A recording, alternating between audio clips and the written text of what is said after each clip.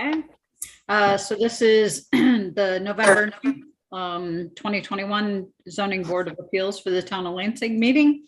We'll call the meeting to order. Our first bit of business is going to be approval of the minutes from October 12th, and then we have a public hearing. So first off, we'll do the approval of the minutes from October 12th.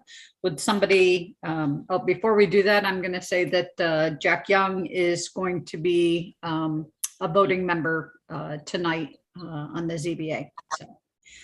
So going back to the minutes, would somebody like to move the minutes? I'll move. Rick, and second by Maureen. Yes. Okay. Any discussion, changes?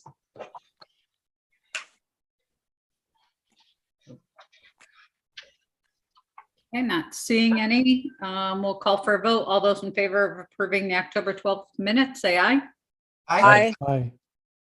Aye. Opposed, abstentions. Okay, thank you, Heather.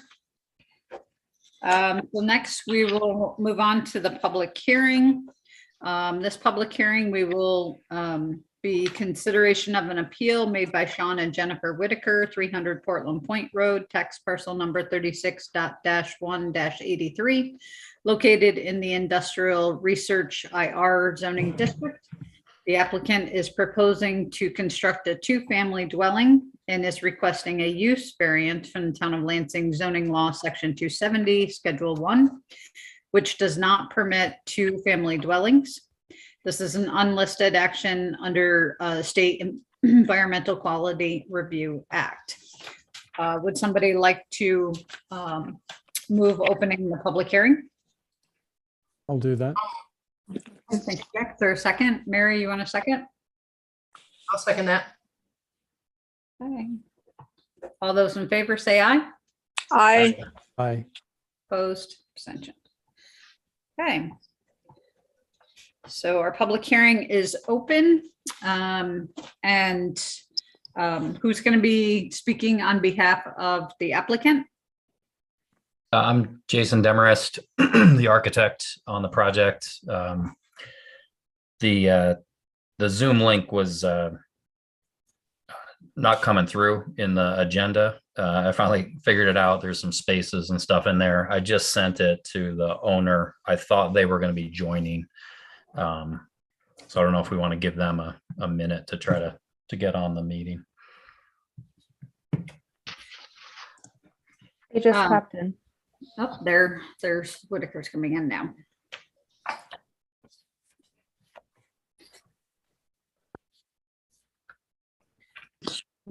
Just to remind folks, this is a use variance, not an area variance. So the test for that is different than what we have done the last few. So just to remind folks on that one, which we'll go over at the end.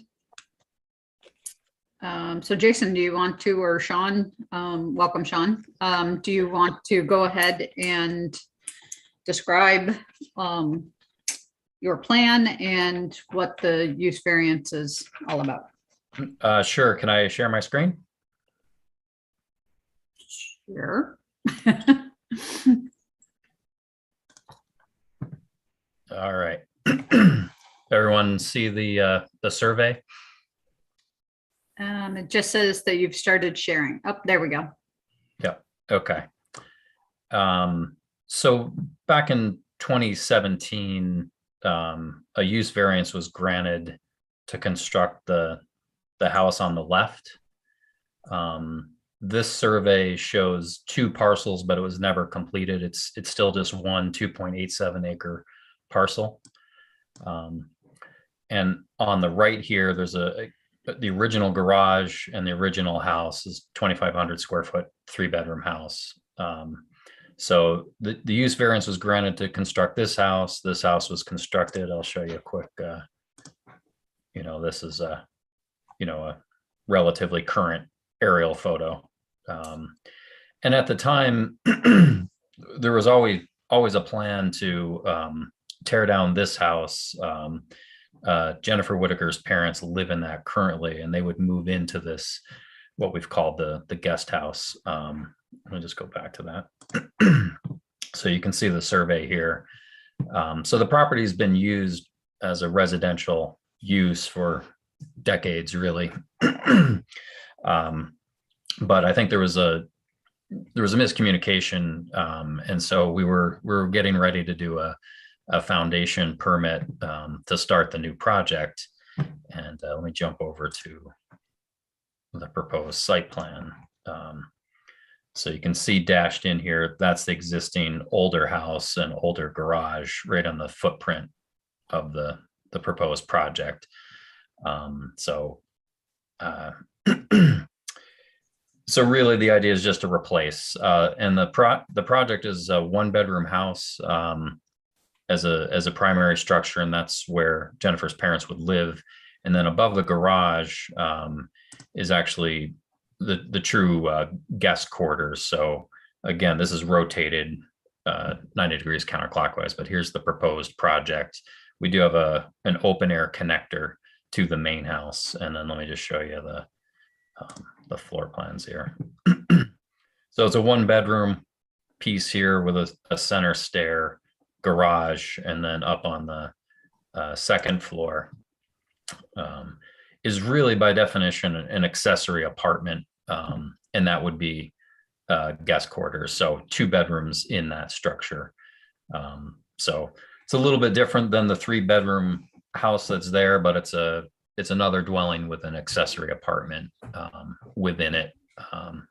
So it's, the whole idea is it's a 1-for-1 to some degree replacement in terms of use, number of bedrooms. Yeah, I mean, I think that's really all I can say. Just to orient you, it's in the industrial zone. It's at this point down here, Portland Point, which abuts the R1, residential zone, although that's all mostly protected land in here. However, when we did the project back in 2016, 2017, and working with Lynn Day, we enforced the L1 zoning. Sorry, let me go back to that map for a second. So it just seemed natural, being a lakefront property, the zoning for L1 would be enforced. So, and I believe, and Sean can fill in, he handled that use variance back then. I think there was talk of trying to rezone this area to something a little bit more benign than a industrial use, but I guess that never went through. So what we've proposed is really a project that complies with the the zoning for L1 with lake frontage. So no variances are needed if that is the standard. And there's things like no lot coverage requirement, except for minimum open space of 20%. So it's very different in the industrial zone. But of course it did trigger this use variance. So I would say the premise of our argument is, it's been used as a residential property, and we're just replacing an existing dwelling with a new dwelling and garage. So it's again, feels like a 1-for-1. I think that's really about it. I can answer any questions. Yeah, I'll interject a little bit here. So when we originally went through this process with the variance, the whole discussion was ultimately to replace the existing home that was on the site with a more modern home that was more, similar characteristics to what we were building down there. And our understanding, incorrectly as it appears now, was that as long as we were not occupying 3 homes, and before we would move into the new guest home, that we would demo the existing home, that would all suffice to the original plan. Unfortunately, I don't believe that was documented, properly. And so I was a bit taken aback when, we went to apply for the permit to do this, and it was said, no, we have to go through this process. So maybe I was naive in my understanding, but I'd had subsequent conversations with the code enforcement officer about this. And, we were all kind of on the same page until, the situation came up that we're in now. So we were planning to, break ground before now in the fall or the late summer time frame, but that got put off because of this process. Okay. Any questions from the board at this point for Jason or the Whitakers? I'd be curious to hear what their response would be to the 4 questions we have to look at to grant a use variance. How they would answer those all in a manner that would support the application. Okay.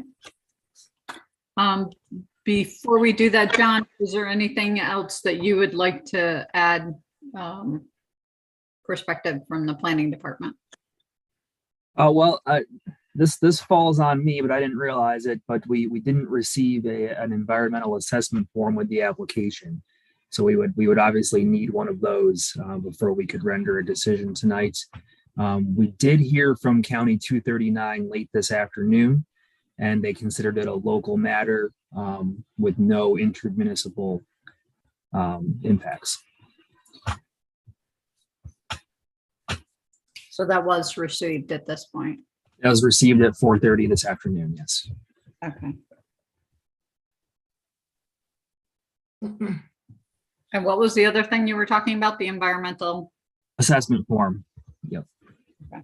We didn't receive one of those as part of the application, and we would need that to conduct seeker.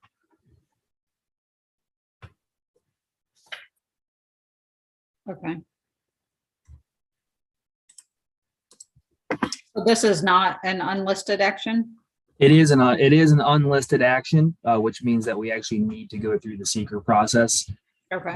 Whereas quite a few of the area variances that we're used to handling are type 2 actions and don't really need anything. Okay. Okay. So we cannot come to a conclusion on this tonight. We will have to continue it to December. Yes. Okay. All right. Well, let's keep that in mind, but let's, while we have the applicants and we do have the public hearing open, as Jack requested, we can go through the test for the use variance criteria. So I'll just read them and we can have you guys answer that question. So the first one is the applicant cannot realize a reasonable return provided that the lack of return is substantial as demonstrated by competent financial evidence. So how does this impact your reasonable return? I mean, that one is maybe a little hard to answer just because it's not a commercial function here. The reasonable return would be, upgrading to a new, safer, more energy efficient structure. It's much more costly to renovate and add on than to start over to try to force the existing structure and garage to perform the way the owner would like. Jason, I think what they're actually asking is, can you show with financial evidence that there are no other uses for this property that are allowed by zoning, which would be economic? For instance, sure. that you couldn't have commercial recreation or a marina-based business, offices, professional offices, what the things that are allowed right now. I think that the test is you have to be able to show by competent financial information that there's no real value to the property if it doesn't have the use variance granted. Again, I think it's a difficult question just because the owner is a homeowner, with no interest in putting a business or recreation land on their private property. Yeah, I don't know. I don't know how to really answer that question. I mean, Sean, you got any thoughts? Well, I think you covered it there. I mean, it is, adjoining property to a large, residential home. So there isn't an opportunity to put another type of commercial structure there. Yeah, I mean and part of that is the owner is a private individuals, not a business entity. So, the hardship is forming a business or doing something that just isn't desired, obviously. Yeah, I think the test is based on could it be done, not whether it's desired. But, I'm very sympathetic. I understand this, but it's very tough to meet that test unless the property really is valueless otherwise. But anyway, Judy, if you want to move on to the next one. Sure, thanks. So the second test is if there's alleged hardship is unique and does not apply to substantial proportion of the district or the neighborhood. Yeah, I mean, I think the hardship is that the property is currently residential. It was reinforced as a residential property by the use variance a few years ago. So the hardship is, the desire is to continue that existing use. It's not it's the zoning is forcing a use that just hasn't been present down there for decades.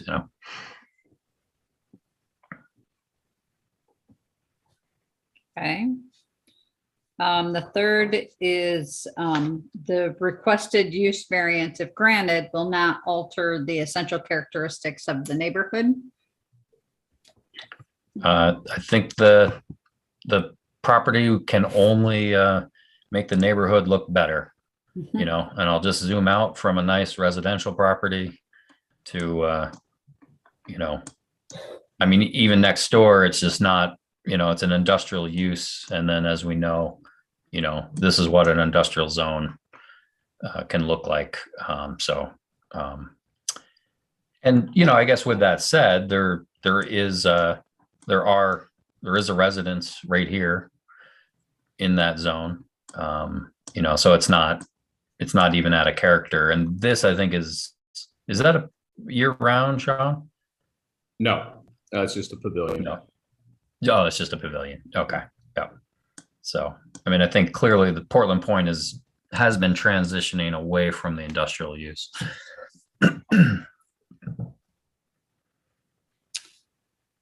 Okay, and then the fourth question is the alleged hardship has not been self-created. I mean, I'd sort of go back to the house that we're trying to replace is there. It was purchased, but many years ago, but it's not really understood what the implications are. When you buy property, you're buying a house, so you would think that you would continue that use. So I don't know. That's always a tough question, but just by the fact that it's a pre-existing structure and we're just trying to replace a residential use with a residential use, I don't think that would be considered self-created. Do you know whether there was a variance granted for the original house there, the one that you'd proposed to tear down to make room for this new one? There was not. Yeah.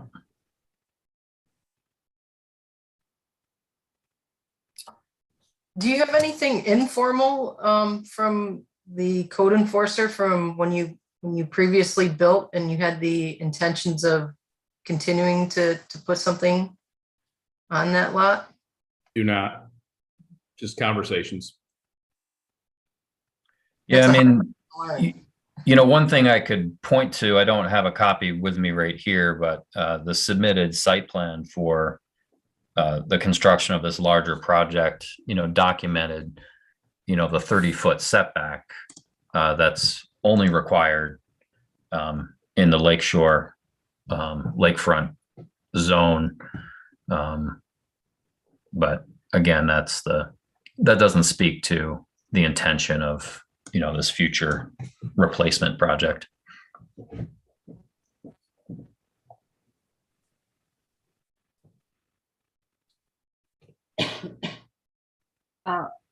Other questions from any? Yeah, so you've got your proposed guest house and then you're gonna have a garage with another residential unit above it? Yeah, so the project's a 1-bedroom house with an accessory apartment within it and above the garage. You have to go into the main structure to get up to that apartment. So, it's really accessory. There is a common space in the middle here, so you could call that a common stair to go up the stair, go into this dwelling here, or go up those stairs and go into that apartment. And the intention of this really is that we have adult children that, do not live in the area. They would come back to visit, and be in this room over the garage, not as a permanent resident, but as again, a guest home.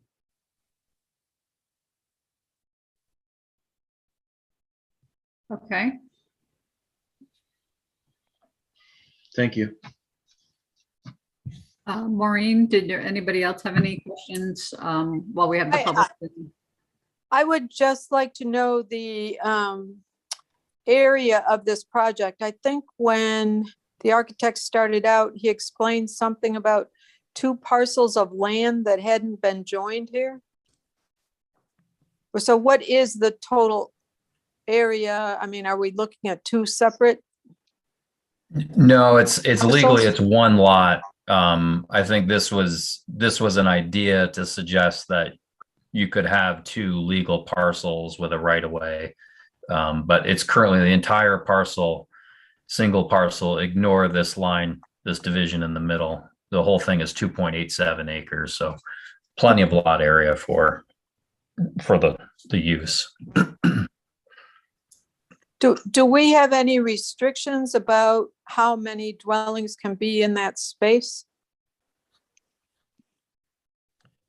Well, so the point was, if we the industrial zone doesn't allow the residential, so there's no metric to determine that. So if we follow, and this was on the submitted plan, if we follow the L1, you would need 20,000 square feet per dwelling unit. So that'd be 60,000 square feet, an acre and a half, and we've got 2.87, almost 3 acres. So the project is in compliance with the L1 zoning. Okay. Yep. Thank you. Yeah, the interesting thing is a mother-in-law or an accessory apartment is permitted with a zoning permit in the IR. But you can see here on the chart that 1 and 2 family dwelling is not permitted. I thought that was kind of interesting. Yeah, it's odd that accessory use related to residential development is permitted. So maybe the garage is permitted. Maybe John could speak to this. Yeah, so it's not, it's kind of interesting that the zoning does have some recognition of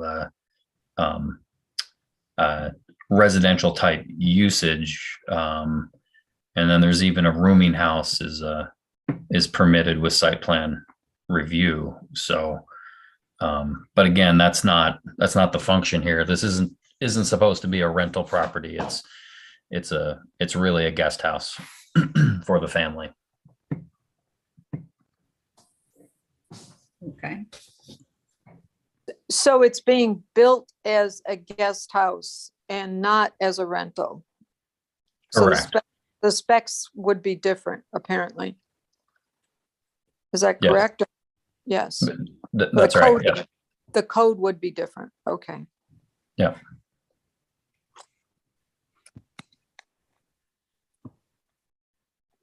John, do you want to provide any guidance of what we should be doing if we cannot resolve this tonight due to the seeker?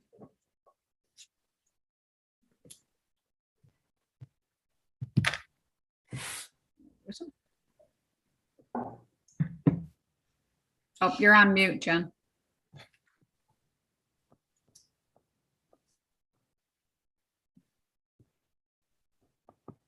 Okay, excuse my bumbling. Sorry about that.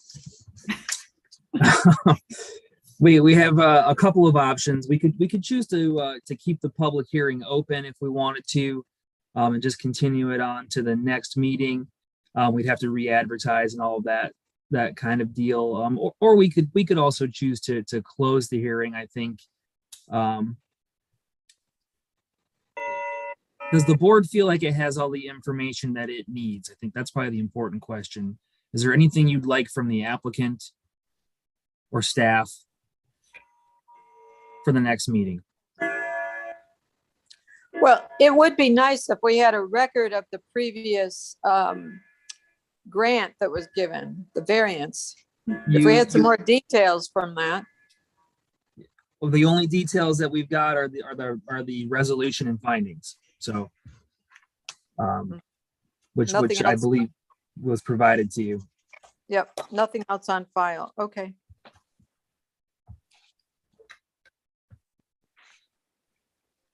Anything else that others are thinking of? Jack, do you? Well, one thing, of course, the findings on the 2016 variance wouldn't be applicable because they were related to an area variance, not a use variance in error. So there is very little we can learn from that document.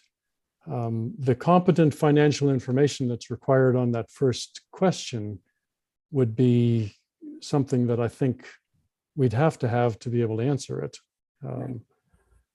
So that's something that, it's hard to picture what would support this, but we certainly should give the applicants the opportunity to try to present something. And without any competent financial information, I don't see how we could possibly give them what they're asking for. So I would hope that whatever we would do tonight would give them the time to prepare something if they think that's possible.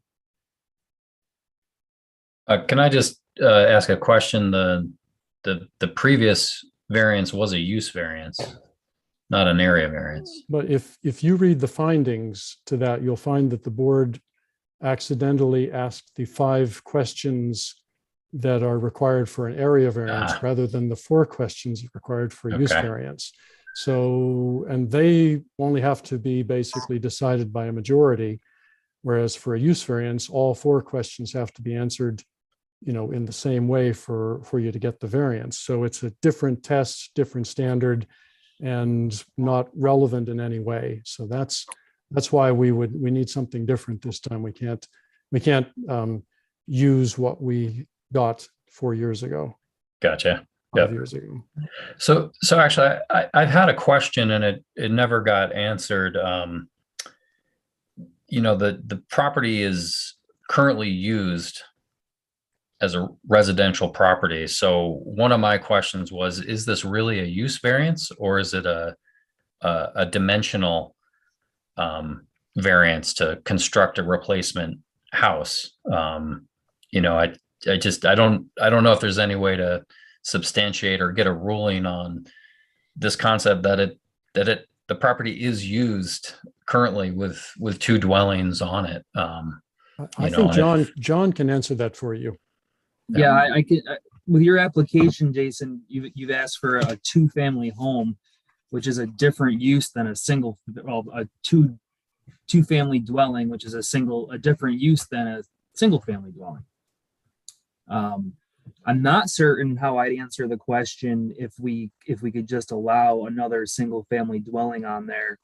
I would want to speak with our legal counsel on that because I'm not certain how Lansing handles more than one dwelling on a parcel other than just with an area requirement. And I'm just saying that because I wouldn't want to lead you down the wrong path. But a two-family dwelling, like you've asked for in your application, is specifically a different use. Right. And maybe, I did clarify that it's a one family dwelling with an accessory apartment, which is kind of and there are requirements for the size, right, of that accessory apartment. It's possible, Jason, if that's Yeah. if that's what you're asking for, that could change this application. Right. Yeah, and I'm just getting to what are the options, and maybe Sean and Jen can answer right now that having a full kitchen in that accessory apartment is critical, just to the way they see it functioning, because the alternative would be really more of guest quarters, right? Bathroom, bedroom, and maybe a small kitchenette, but well, I'm happy to discuss alternatives with you. In the zoning department, but the board here tonight is not here to make interpretations. They're here to talk about the application that's in front of them. They can't make an interpretation for you unless you're challenging, the interpretation of the zoning officer. Right. That's just not their role. They can only talk about the application that's in front of them tonight. So I'm more than happy to have a conversation with you about the single family with an apartment in it, and whether or not that would be permitted and under what circumstances, and that may change this application. We can do that for sure, Jason. okay. But it sounds like this board can't act on this application tonight because of seeker, and they did ask for some more information regarding the competent financial evidence. So I could just, if it pleased the board, I'd be more than happy to send the applicant the requirements for a use variance, which Jason probably has on his desk, but I'll send it to him anyway. And if they decide to go forward with this application, they could maybe prepare some responses ahead of time. Would that please the board? Yes. Yes. I have a question. Where does the town stand with the zoning reconfiguration? The town, to the best of my knowledge, isn't changing any zoning at this point in time.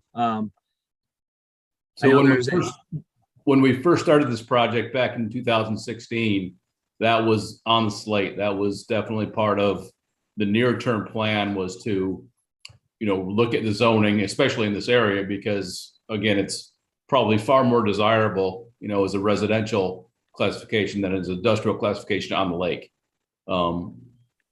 So I'm just, where did that go? Why did that stop? I've been with the town all of, let's see, we're in November now, so about 4 months. So I can't tell you what happened between 2016 and July. But changing the zoning on that parcel is another option that I would be happy to discuss with you in my capacity as planner. Right.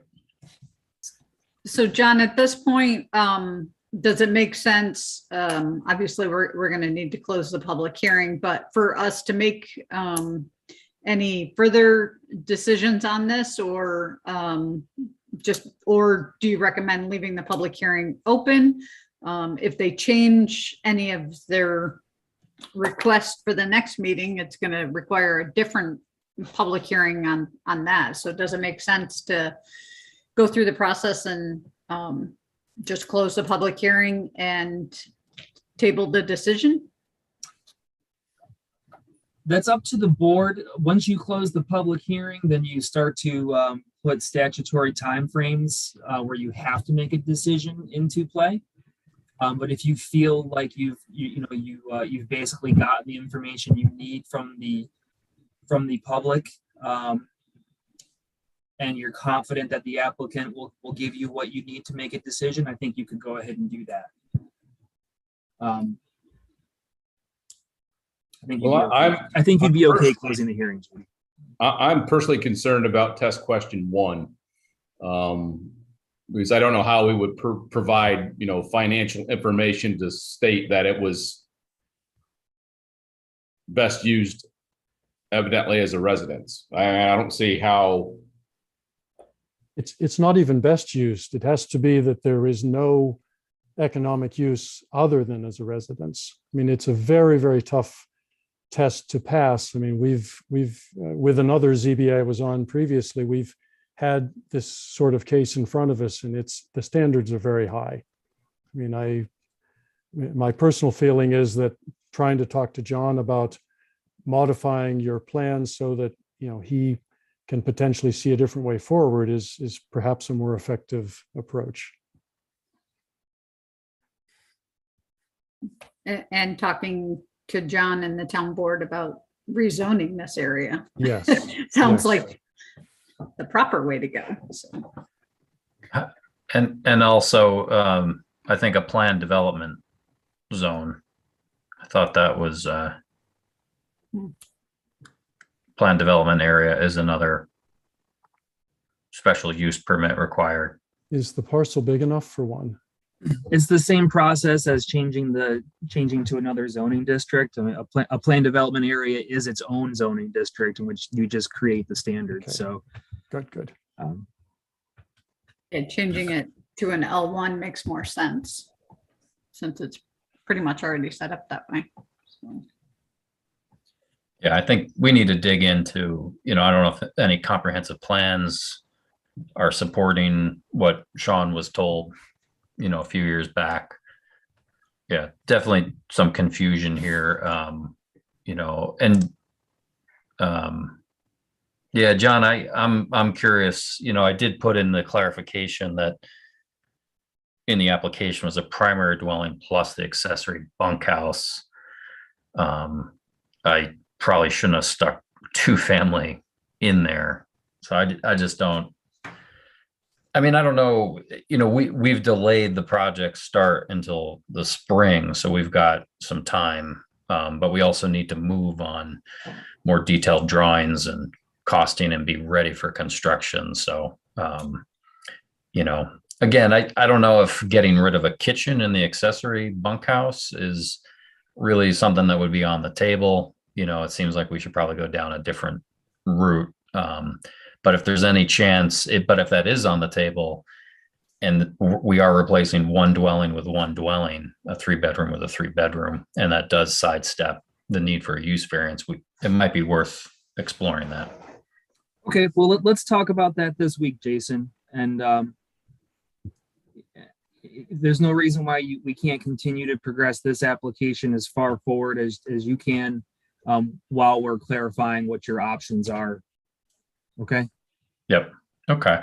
And yeah, I think, if we continue on this trajectory, I would dig into that, the financial question, maybe there is a way in some case law that can support that, how to interpret that. But in terms of the other 3, I don't know if we can get a straw poll reaction of, are we even close? I think the self-created one would be impossible to pass either, because when the Whitakers purchased the property, it was clearly zoned as an industrial zone. And there are a number of cases where that alone can basically be the determining factor in a case, such as this, that it's considered to be self-created if you bought a property knowing what its zoning was. Now, again, if John can work something out with you where an existing non-conforming use, which is what the house that you have there with no variance represents, then maybe there's a way to sidestep that. But I do think my personal feeling is that those 2 questions are the tricky ones. Now, there is a third issue. And in some industrial districts, the reason an industrial district will be larger than it might otherwise need to be is because they want to protect the industry from having people move to a nuisance, basically, move in right next to an industrial site and then start complaining about the industry.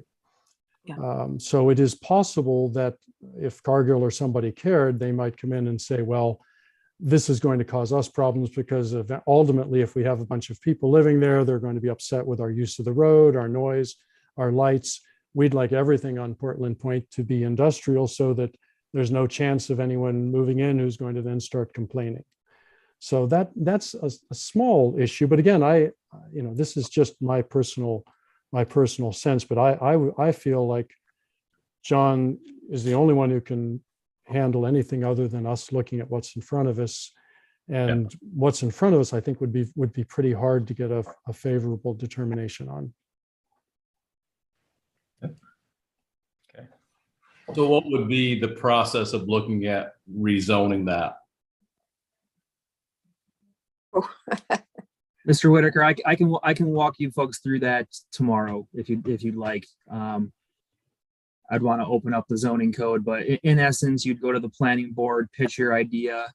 They'd kind of, give it a thumbs up or a thumbs down, and then you would go to the town board and then do the same thing over again.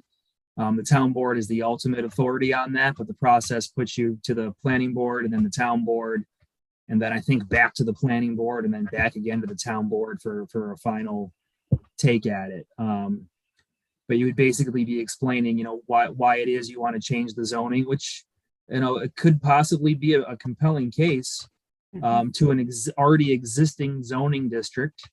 So they wouldn't have to, redo the zoning, like you would in a planned development area. That's it in a nutshell, but I'd be happy to talk with you more in depth about that outside of this meeting.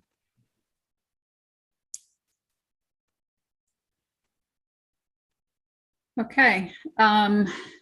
Any thoughts from the other board members of what you would like to do at this point?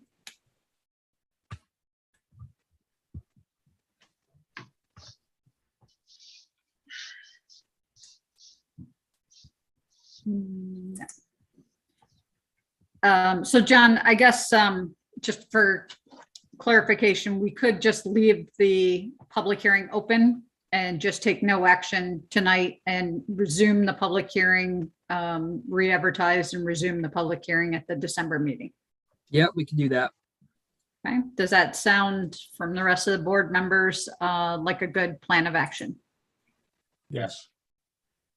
Yes, it does, because I think that you could open and close this portion if something else comes up that's reopens, right? If they reapply or do something else differently. Yeah, I'm good with it. Okay. Leave it up. Okay, so I'm assuming we need to take a vote on the aspect of just leaving the public hearing open. Nope, No. we need to do nothing. No. I don't think you need to vote on leaving the hearing open.